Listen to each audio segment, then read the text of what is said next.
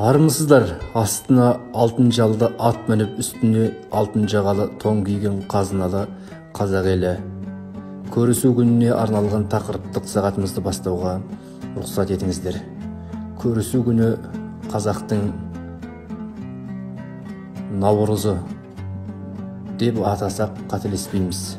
Себебі көрісу күні бұл күнде амал ретінде қарастырылады. Бұл көбінде Батыс Қазақстан өңірлерінде сақталған. Көрісу күнінің шығу тарихы жаңа күн, наурыз деген мағынаны береді.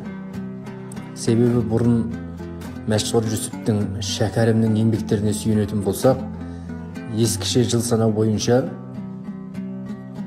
наурыздың 14-і наурыздың 1-і болып есептеледі екен. Сол күні көктемнің алғашқы күні болып, сол күні адамдар жақындарымен, көрші қолаңмен жиылып, арадағы өкпе ренішті ұмытып, бір-бірінен қал сұрасып, 6 ай қыстан аман-есен шықтық деп жадырасып, күлісіп, өкпе ренішті ұмытып, бір-бірімен табысып, бір-бірін құттықтасады екен.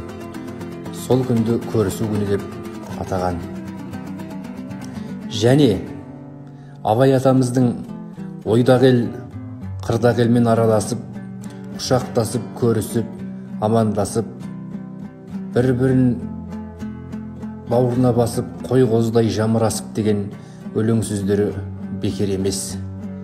Сондықтан көрісу күнін наурыз мерекесінен бөліп алып қарауға болмайды. Наурыздың басы сол 14 мен 22 аралығы ескіше 1 мен 8 болып есептеледі екен. Сол аралықта тойлап өтсе керек бұрында. Көрісу күні жылымыздың басы. Жыл басы жақсылықпен басталып, еліміз аман, жұртымыз тыныш болып, біріміз бір-бірімізбен тек қана жақсылықта көрісейік. Бір-бірімізге тек қана ізгі ниеттерді арнайық. Бүгінгі көрісу күні мәз наурыз жыл басы құтты болсын. Мерейіміз артып, берекеміз таси берсін. Еліміз аман, жұртымыз тыныш болсын. Назарларыңызға көптен көп рахмет.